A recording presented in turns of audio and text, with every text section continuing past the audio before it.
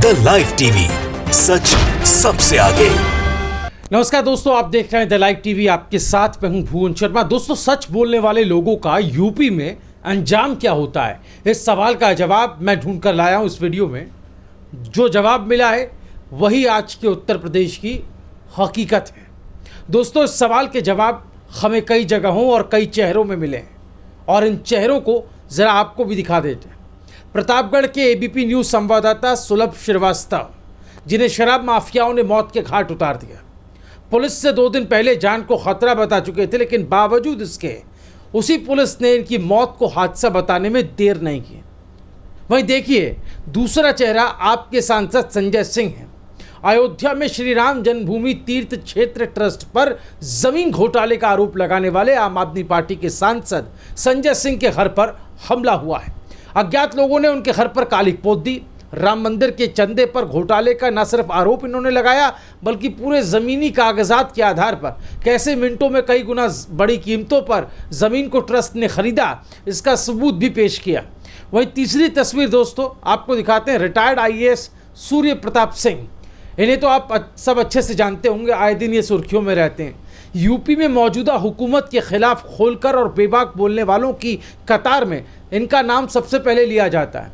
गंगा में बहती लाशों की बात हो या फिर रेत में दफनाई गई अज्ञात लाशों से रामनामी हटाने की, इन सब पर मुखर होकर ट्वीट करने वाले रिटायर्ड आईएएस सूर्य प्रताप सिंह पर कई मुकदमे ठोक दिए गए और ख़त तो ये हो गई कि अब उन्हें परेशान करने के लिए उन्हें लखनऊ से दूर पूछताछ के लिए बुलाया जा रहा है। इसकी जानकारी उन्होंने खुद ट्वीट करके दी है। उन्होंने लिखा कि आज पुलिस द्वारा मुझे लखनऊ से 400 किलोमीटर दूर बलिया हाजिर होने का फरमान मिला है। 8 से 9 घंटे का रास्ता है, निकल चुका हूँ। दोस्तों, इस ट्वीट में भी उन्होंने अपना तंज भरा अंदाज नहीं छोड़ा। उन्होंने अपने चिर परिचित अंदाज में जिक्र करते हुए लिखा कि रास्ते में छोटी हनुमानगढ़ी में पंडित जी से जब मैंने ज़मीन विवाद पर सवाल पूछा तो उन्होंने कम शब्दों में बड़ी बात कह दी, भ्रष्टाचार के मंदिर में राम नहीं विराजते। तो मोटे तौर पर ये वो हाल की बड़ी घटनाएं हैं, ये जो ये साबित कर रही हैं कि योगी राज में सच बोलने वालों का अंजाम क्या होता है।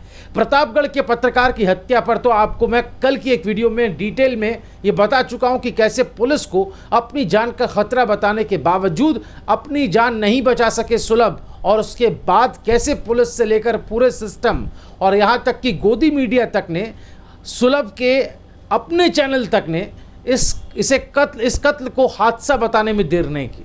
और विडंबना देखिए कि ऐसा करके चैनल जो हैं वो बचाना सरकार की छवि चाहते थे, पर बचा शराब माफियाओं को रहे।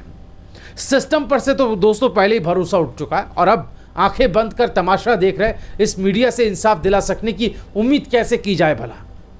उत्तर प्रदेश में सच बोलने के अंजाम की दूसरी बड़ी और ताज़ा घटना घटी आपके सांसद संजय सिंह के साथ, जो लगातार इन दिनों यूपी को लेकर काफ़ी एक्टिव हैं, सक्रिय। ये बात जग जाहिर है कि आने वाले विधानसभा चुनाव में आम आदमी पार्टी खुद यहाँ चुनाव लड़ने जा रही है और यहाँ का जिम्मा पार्टी ने संजय सिंह के कंधों पर दिया है। लिहाजा योगी सरकार को कटघरे में खड़ा करने, कई मुद्दों पर उनसे सवाल पूछने, सवाल उठाने में वो आगे रहते हैं। लेकिन इन सब मुद्दों के बीच संजय सिंह जो एक बड़ा मुद्दा उठा लाए, उससे पूरी बीजेपी समेत संघ भी कटघरे में खड़ा हो गया। संजय सिंह के सच को बाहर लाने में, सच में जो खलबली मची, उसका अंजाम क्या हुआ, ये भी आपको बताएंगे। लेकिन उससे पहले ये जान लीजिए कि वो आखिर सच क्या था, क्या कहा था संजय सिंह ने बीते रविवार। दरअसल बीते रविवार को संजय सिंह ने लखनऊ में श्री राम जन्मभूमि तीर्थ क्षेत्र ट्रस्ट के महासचिव चंपत राय पर जमीन घोटाले के आरोप लगाए थे। संजय सिंह ने दावा किया कि चंपत राय ने संस्था के सदस्य अनिल मिश्रा की मदद से 2 करोड़ रुपए कीमत की जमीन 18 करोड़ रुपए में खरीदी। उन्होंने कहा कि ये सीधे सीधे मनी लॉन्ड्रिंग का मामला है, इसलिए इसकी जांच सीबीआई और ईडी से कराई जाए। इन आरोपों के बाद से सियासत काफ़ी गर्म हो गए। संजय सिंह के सच बोलने का अंजाम क्या हुआ? ये हुआ कि दिल्ली के उनके घर पर हमला हो गया। यहाँ कुछ अज्ञात लोगों ने उनके घर पर कालिख पोत दी। इस घटना के बाद संजय सिंह ने ट्वीट करके बीजेपी पर निशाना साधा, हमला बोला। उन्होंने लिखा कि कान खोलकर सुन लो भाजपाइयों, चाहे जितनी गुंडागर्दी कर लो, प्रभु श्री राम के नाम पर बनने वाले मंदिर में चंदा चोरी नहीं करने दूंगा। इसके लिए चाहे मेरी हत्या हो जाए।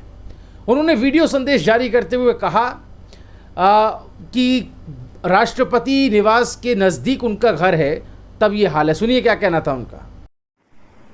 मैं इस वक्त अपने नॉर्थ एवेन्यू के आवास पर हूं और मेरा आवास महामहिम राष्ट्रपति जी के भवन के 100 मीटर की दूरी पर है और यहां पर अभी मेरे घर पे हमला हुआ है।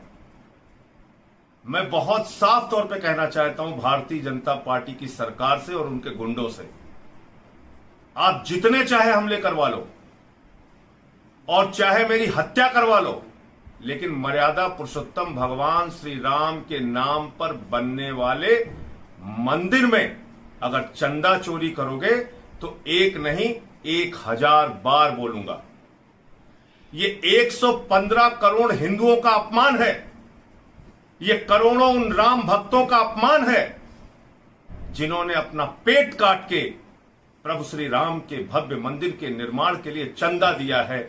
और अगर उस चंदे में चोरी हो रही है तो बार बार उस सवाल को उठाऊंगा और चंदा चोरों को पकड़ के जेल में डालना चाहिए, यह कार्रवाई होनी चाहिए। तो सुना आपने, दिल्ली के उस क्षेत्र में यह सब होता है जहां की सुरक्षा को लेकर कहा जाता है कि परिंदा भी पर नहीं मार सकता। वहां पर लोग आकर न सिर्फ नेम प्लेट पर कालिक पोतने का काम करते हैं, साथ ही वहां घर के बाहर सच को उजागर करने के विरोध में प्रोटेस्ट तक किया जाता है, प्रदर्शन किया जाता है।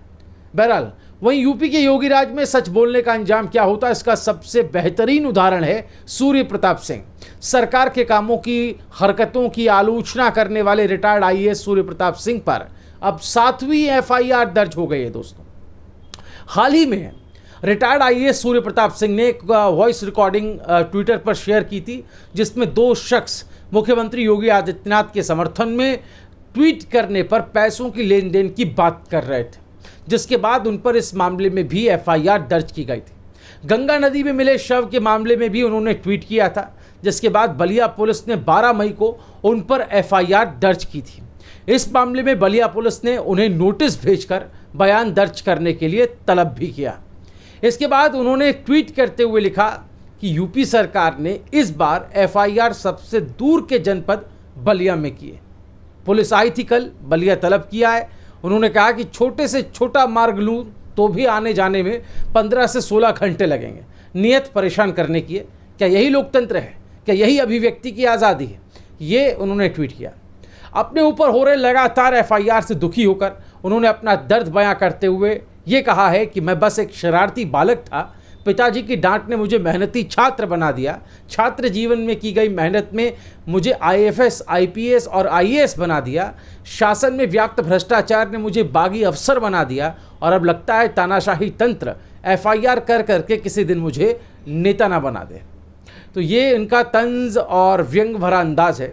तो ये तो वो उदाहरण है दोस्तों जो ये हकीकत बयां करते हैं कि यूपी में सच बोलने का आखिर अंजाम क्या है। कहीं हमले हो रहे हैं, कहीं हत्याएं हो रही हैं, कई मुकदमे दर्ज हो रहे हैं। इन सब के अलावा योगी सरकार एक और दंश झेल रही है दोस्तों, और वो दंश है जातिवाद का, ठाकुरवाद को बढ़ावा देने का और ब्राह्मणों की हत्याओं का दंश।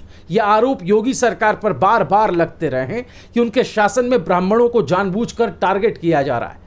इस बीच एक खबर दोस्तों आई कि यूपी में 3 साल में 300 ब्राह्मणों की हत्या हुई। यह आरोप लगाने वाले हैं राजेश पांडे, अखिल भारतीय ब्राह्मण महासभा के ये जिला अध्यक्ष हैं। ये तस्वीर आप देख रहे हैं पेपर की कटिंग। इसमें प्रयागराज की हाल की एक ब्राह्मण की हत्या का जिक्र करते हुए सूबे में ब्राह्मणों की हत्या की गहरी साजिश रचे जाने का आरोप लगाया। इससे साफ हो जाता है कि आने वाले चुनाव में बीजेपी को ब्राह्मणों की नाराजगी का सामना करना पड़ेगा, जिसको लेकर कहा जाता था कि ये वोटर जो है वो बीजेपी के साथ अब तक गया है।